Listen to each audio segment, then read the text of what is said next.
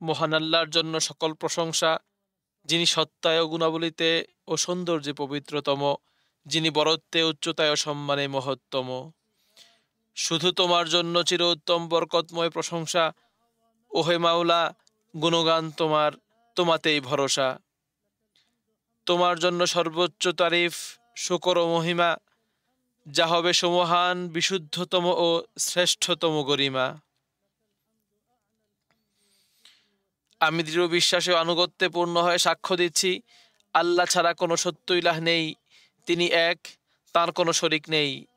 তিনি মুত্তাকিদের জন্য রেখেছেন উত্তম পরিণতি এবং মুমিনদের জন্য বিজয়। আমি আরো সাক্ষ্য দিচ্ছি, আমাদের নবী মুহাম্মদ সাল্লাল্লাহু আলাইহি ওয়াসাল্লাম আল্লাহর বান্দা ও রাসূল,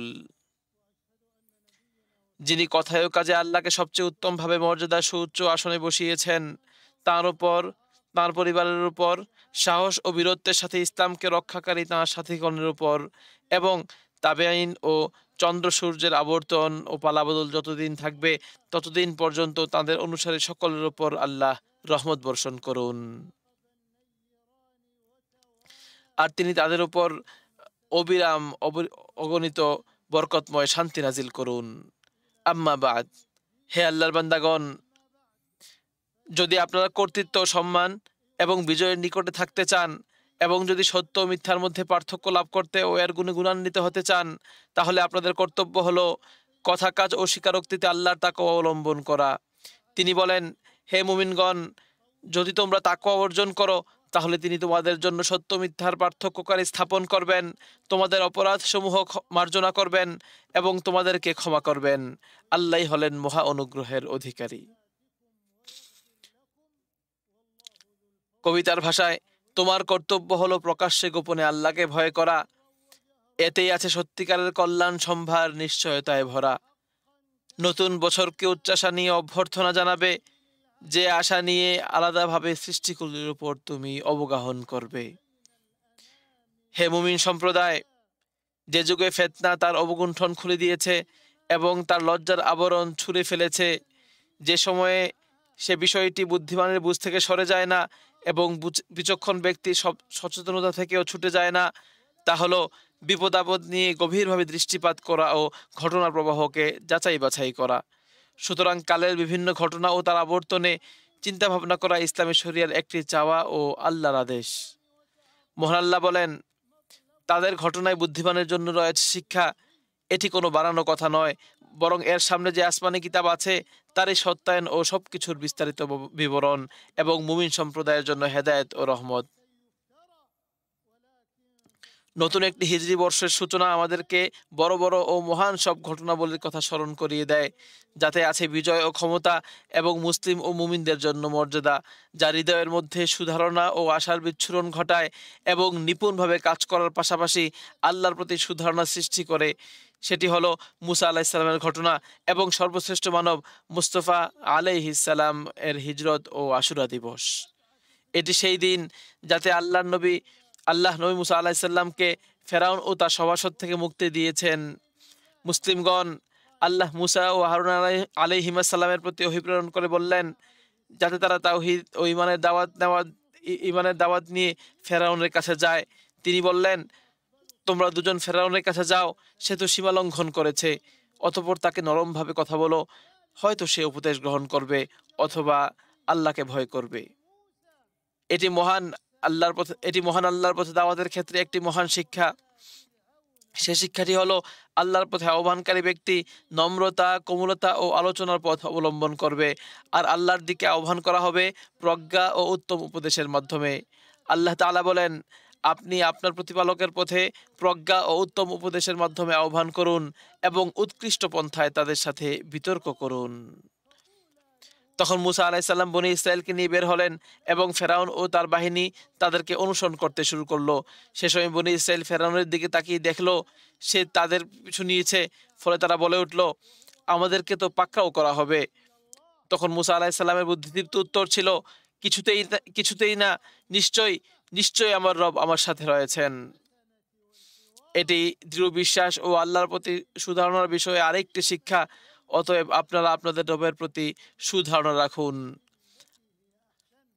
আল্লাহর বান্দাগণ, সেই সব ঘটনা, পরিক্রমা ও গল্প থেকে শিক্ষা, উপদেশ ও জ্ঞান লুফে নিন। নবী মুসা আলাইহিসসালামের সুদৃঢ় বিশ্বাস ও দৃঢ় ঈমানের অনুপাতে তাৎক্ষণিক জবাব এলো, আমি মুসার কাছে এই মর্মে ওহী প্রেরণ করলাম যে, তুমি লাঠি দিয়ে সাগরে আঘাত করো।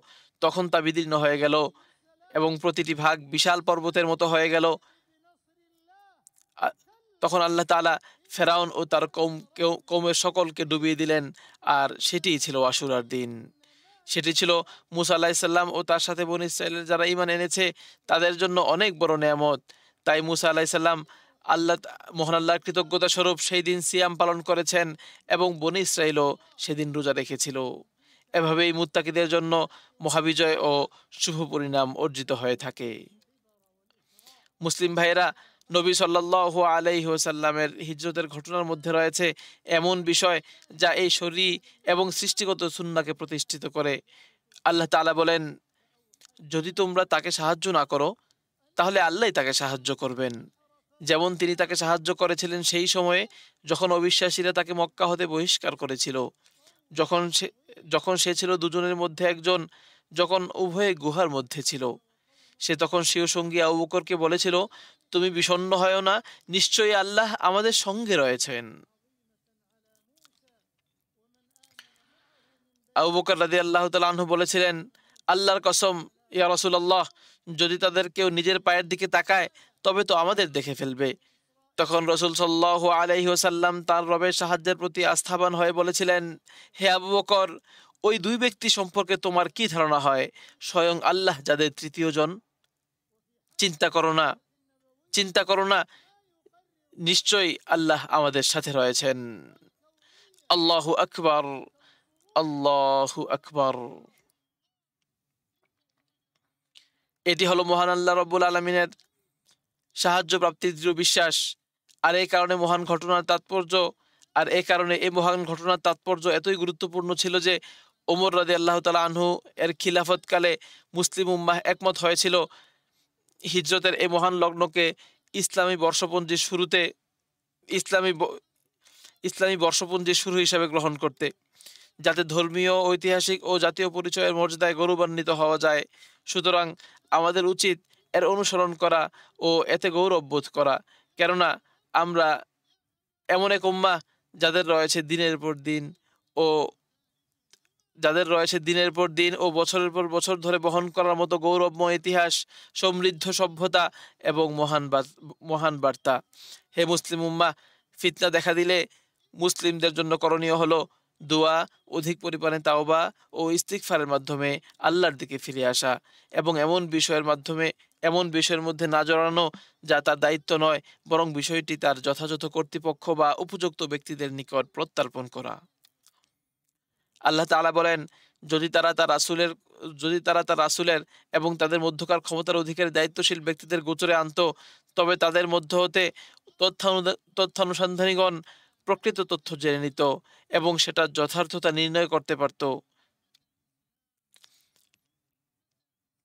ইসলাম সহিংসতা পরিহার ও সৌহার্দ্য প্রতিষ্ঠা করতে, নির্মাণ ও উন্নয়নে আত্মনিয়োগ করতে, সমৃদ্ধি ও বিকাশে মনোযোগ দিতে এবং ধ্বংস,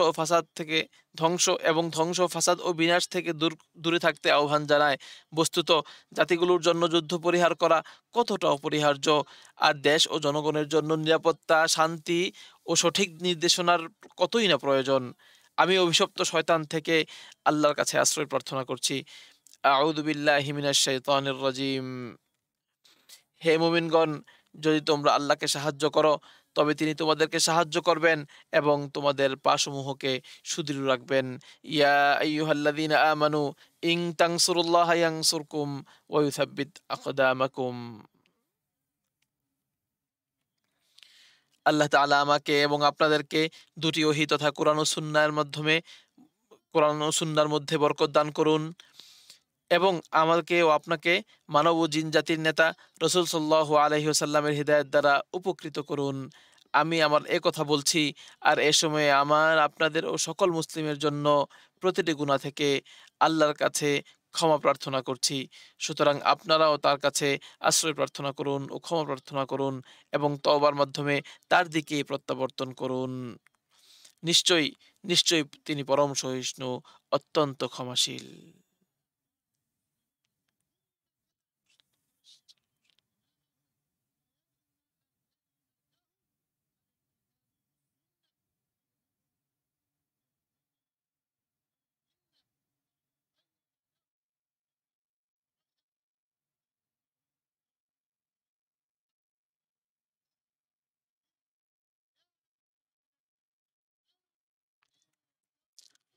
সকল প্রশংসা আল্লাহ তাআলার জন্য, যিনি আমাদের উপর দলে দলে আসা একের পর এক বরকতময় নেয়ামত পরিপূর্ণ করেছেন। আর আল্লাহর রহমত বর্ষিত হোক তাঁর রাসূল ও মনোনীত নবীর উপর, তাঁর পরিবার এবং সেই সকল সাহাবীর উপর যারা পরস্পর ঐক্য ও সম্প্রীতির চূড়ান্ত স্তরে পৌঁছেছিলেন। আর তাবেঈন ও যারা তাদেরকে সৎভাবে অনুসরণ করেছেন তাদের উপরও। তাদের সকলের উপর সালাম বর্ষিত হোক যতদিন নিষ্ঠাবান দোয়া প্রার্থনাকারীগণ একাগ্রচিত্তে আল্লাহর কাছে দোয়া প্রার্থনা করে। আম্মা বাদ, হে আল্লাহর বান্দাগণ, আল্লাহকে যথাযথভাবে ভয় করুন। জেনে রাখুন, মানুষের আয়ু অত্যন্ত দ্রুত শেষ হয়ে যায়, তা স্থায়ী হয় না। তাই তাকওয়া বা আল্লাহ ভীতিকে নিজেদের পাথেয় বানান। আপনাদের অবস্থা পরিশুদ্ধ হবে এবং কবুলিয়তের উচ্চ মাকামে তা উন্নীত হবে। হে মুমিনগণ, আল্লাহর নবী মুসা আলাইহিস সালাম এবং আল্লাহর প্রিয় হাবিব মুহাম্মদ সাল্লাল্লাহু আলাইহি ওয়াসাল্লামের হিজরতের মধ্যে রয়েছে আল্লাহ নবী মুসা আলাইহিস সালামের ঘটনা ও আল্লাহ নবী মুহাম্মদ সাল্লাল্লাহু আলাইহি ওয়াসাল্লামের হিজরতের মধ্যে রয়েছে আল্লাহ শরীয়তকে আঁকড়ে ধরা, তার প্রতি সুধারণা পোষণ করা এবং তার উপর সুন্দরভাবে ভরসা করার মাধ্যমে ফিতনা থেকে মুক্তি লাভের একটি পরিপূর্ণ বাস্তবিক নমুনা। আর তাই মুসা আলাইহিস সালাম ও মুহাম্মদ সাল্লাল্লাহু আলাইহি ওয়াসাল্লামের বিজয়ের মুহূর্তেও বিশ্ব প্রতিপালকের শুকরিয়ার হক আদায় করেছিলেন। তারা আশুরার দিনে সিয়াম পালন করতেন, মহান আল্লাহর অগণিত নিয়ামতের কৃতজ্ঞতা স্বরূপ। ইবনু আব্বাস রাদিয়াল্লাহু তাআলা আনহুমা থেকে বর্ণিত, তিনি বলেন, আল্লাহ আল্লাহ রাসূল সাল্লাল্লাহু আলাইহি ওয়াসাল্লাম মদিনায় আগমন করে দেখতে পেলেন যে ইয়াহুদীগণ আশুরার দিনে সওম পালন করে। তিনি জিজ্ঞেস করলেন, কি ব্যাপার, তোমরা এই দিনে সওম পালন করছো কেন? তারা বলল, এটি উত্তম দিন। এদিনে আল্লাহ তাআলা বনী ইসরাইলকে তাদের শত্রুর কবল হতে নাজাত দান করেছিলেন। ফলে এদিনে মুসা আলাইহিস সালাম সওম পালন করতেন, তাই আমরাও এতে সওম পালন করি। আল্লাহ রাসূল সাল্লাল্লাহু আলাইহি ওয়াসাল্লাম তখন বললেন, আমি তোমাদের অপেক্ষা মুসার অনুসরণের অধিক হকদার। এরপর তিনি নিজে এদিনে সওম পালন করতেন এবং অন্যদেরকেও সওম পালনের নির্দেশ দিলেন। ইবনু আব্বাস রাদিয়াল্লাহু তাআলা আনহুমা বলেন, আমি রাসূল সাল্লাল্লাহু আলাইহি ওয়াসাল্লামকে আশুরার দিনের সওমের উপর অন্য কোনো দিবসের সওমকে প্রাধান্য দিতে দেখিনি। আবু কাতাদা রাদিয়াল্লাহু তাআলা আনহু থেকে বর্ণিত, তিনি বলেন, নবী সাল্লাল্লাহু আলাইহি ওয়াসাল্লাম বলেছেন, আমি আল্লাহর কাছে আশাবাদী যে এটি পূর্বের এক বছরের গুনার কাফফারা হবে। এই রোজার সঙ্গে একদিন আগে অথবা একদিন পরে রোজা রাখা সুন্নত, কেননা রাসূল সাল্লাল্লাহু আলাইহি ওয়াসাল্লাম বলেছেন, যদি আমি আগামী বছর বেঁচে থাকি তাহলে অবশ্যই নবম দিনেও রোজা রাখব। হে আল্লাহর বান্দাগণ, আপনারা এই আশুরা সওম পালনে আগ্রহী হন। এই মহান সওয়াবের সুযোগ আপনাদের সামনে উপস্থিত হয়েছে, অতএব আপনারা তা গ্রহণ করুন। সর্বদা কুরআন ও সুন্নাহ এবং এই উম্মতে সালাফদের পদ্ধতি অবলম্বন করতে সচেষ্ট থাকুন। এ থেকে আঙ্গুলের মাথা পরিমাণও সরে যাবেন না, কেননা সকল অনিষ্ট, বিপদাপদ এবং প্রকাশ্য অপ্রকাশ্য ফিতনা থেকে নিরাপত্তা ও মুক্তি শুধু এ পথেই নিহিত। আল্লাহ তাআলা আমাদের ও আপনাদের ভালো আমলসমূহ কবুল করুন। আল্লাহ আল্লাহ আপনাদের উপর রহম করুন। এ পর্যায়ে আপনারা সালাত ও সালাম পাঠ করুন আপনাদের নবী মুহাম্মদ সাল্লাল্লাহু আলাইহি ওয়াসাল্লামের উপর, যেমনটি চিরসত্যবাদী সত্তা মহারব্বুল আলামিন তার মহাগ্রন্থে আদেশ দিয়ে বলেন, ইন্নাল্লাহা ওয়া মালাইকাতাহু ইউসাল্লুনা আলান নবী ইয়া আইয়ুহাল্লাযীনা আমানু সাল্লু আলাইহি ওয়া সাল্লিমু তাসলিমা। নিশ্চয়ই আল্লাহ নবীর উপর রহমত বর্ষণ করেন আর ফেরেশতারা তার উপর রহমত বর্ষণের দোয়া করে। হে ঈমানদারগণ, তোমরা তার উপর রহমত বর্ষণের দোয়া করো এবং তাকে যথাযথভাবে সালাম জানাও। হে আল্লাহ, আমাদের নবী মুহাম্মদ সাল্লাল্লাহু আলাইহি ওয়াসাল্লামের উপর, তাঁর পবিত্র পরিবার পরিজনের উপর, শুভ্র চেহারার অধিকারী সম্মানিত সাহাবায়ে কেরাম এবং সৎপথে পরিচালিত খলিফাগণ তথা আবু বকর, ওমর, উসমান ও আলী রাদিয়াল্লাহু আনহুম সহ সকল সাহাবীগণের উপর, তাবেঈন ও যারা কিয়ামত অবধি উত্তমভাবে তাদের অনুসরণ করে যাবে সকলের উপর সালাত ও সালাম বর্ষণ করুন। আপনার দয়া, দানশীলতা ও মহত্বের গুণে তাদের সাথে সাথে আমাদেরকেও সেই দরুদ ও সালামে শামিল করুন, হে সর্বশ্রেষ্ঠ দানশীল সত্তা। হে আল্লাহ, ইসলাম ও মুসলিমদেরকে শক্তিশালী করুন, দ্বীনের কর্তৃত্ব বজায় রাখুন। এই দেশ ও অন্যান্য সকল মুসলিম দেশকে নিরাপদ, শান্তিপূর্ণ ও সমৃদ্ধ রাখুন। হে আল্লাহ, আমাদের দেশের নিরাপত্তা দান করুন। আমাদের নেতা ও শাসকদেরকে তৌফিক দান করুন। আমাদের নেতা ও শাসককে সত্য ও সঠিক পথ দ্বারা শক্তিশালী করুন। হে আল্লাহ, খাদিমুল হারামাইন আশ শরীফাইন এবং তার যুবরাজকে ইসলামের সম্মান ও মুসলমানদের কল্যাণ আছে এমন যে কোনো কাজে সাহায্য করুন। তাদেরকে দেশ ও দশের স্বার্থে কাজ করার তৌফিক দিন। হে রব, মুসলমানদের সকল শাসকদেরকেও আপনি এমন তৌফিক দিন। হে আল্লাহ, আমাদের নিরাপত্তা রক্ষীদের এবং সীমান্ত ও ঝুঁকিপূর্ণ স্থানে নিয়োজিত সৈনিকদের সহায়তা করুন। হে আল্লাহ, শত্রুদের ষড়যন্ত্র, হিংসুকদের হিংসা, ধূর্তদের ধূর্ততা এবং সীমালঙ্ঘনকারীদের সীমালঙ্ঘন আমাদের থেকে প্রতিহত করুন। হে আল্লাহ, শত্রুদের ষড়যন্ত্র, হিংসুকদের হিংসা, ধূর্তদের ধূর্ততা এবং সীমালঙ্ঘনকারীদের সীমালঙ্ঘন আমাদের থেকে প্রতিহত করুন। হে বিশ্বজাহানের প্রতিপালক, হে আল্লাহ, আমরা আপনার কাছে অর্পণ করছি আমাদের দিন, নিরাপত্তা, দেশ, শাসক, আলেম ও নিরাপত্তারক্ষীদের।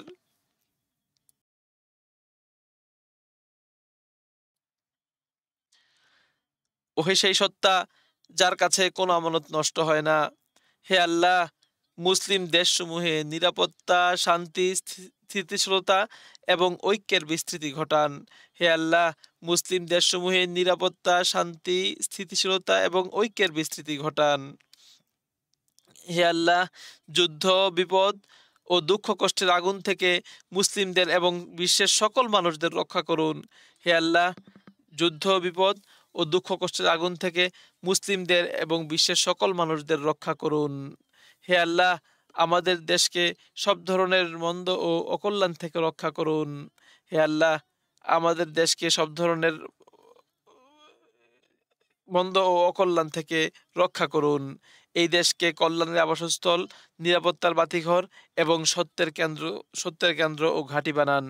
এই দেশকে সত্যের সত্যের বাতিঘর এবং কেন্দ্র বানান। এই দেশকে এবং সকল মুসলিম দেশসমূহকে কল্যাণ ও বারাকাতে পরিপূর্ণ করুন। আর সব ধরনের ফিতনা ও বিপদাপদ ও অনিষ্ট থেকে নিরাপদ রাখুন। হে আল্লাহ, আপনার সৈন্যদল কখনো পরাজিত হয় না, আপনার ওয়াদার কোনো ব্যত্যয় ঘটে না। বিশ্বের সর্বত্র নির্যাতিত মুসলিমদের রক্ষা করুন। আয় আল্লাহ, ফিলিস্তিনে আমাদের ভাইদের সাহায্য করুন। আয় আল্লাহ, ফিলিস্তিনে আমাদের ভাইদেরকে সাহায্য করুন এবং মসজিদে আকসাকে কিয়ামত অবধি সম্মানিত ও মাথা উঁচু রাখুন। হে আল্লাহ, তাদের শত্রু গোষ্ঠী, দখলদার ও সীমালঙ্ঘনকারী জয়নবাদীদের ধ্বংস করুন। তাদের একতাকে ছিন্ন ভিন্ন করুন এবং তাদেরকে পৃথিবীবাসীর জন্য শিক্ষণীয় দৃষ্টান্ত বানান। হে আল্লাহ, আমাদের দুর্বল ভাইদের উপর বিপদ দীর্ঘ হয়েছে।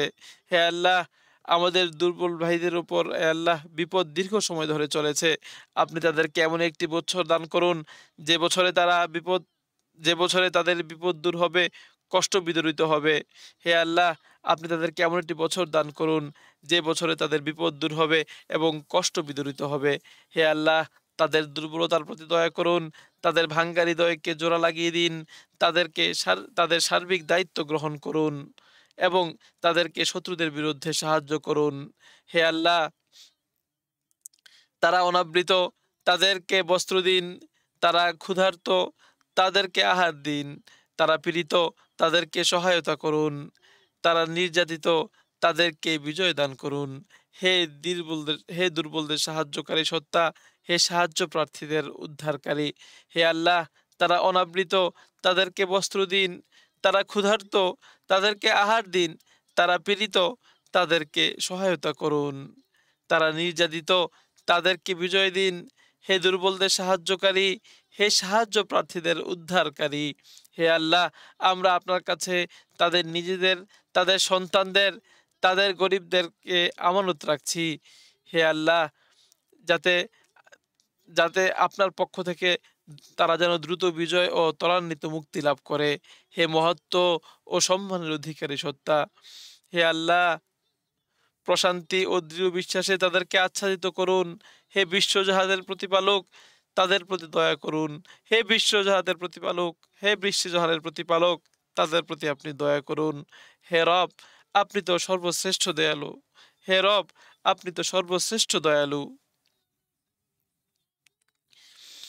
হে আল্লাহ, আমাদের এই বছরকে কল্যাণ, বারাকা ও হে আল্লাহ, আমাদের এই বছরকে কল্যাণ, বারাকা, সম্মান ও বিজয়ের এবং ইসলাম ও মুসলমানদের জন্য সক্ষমতার বছর বানান।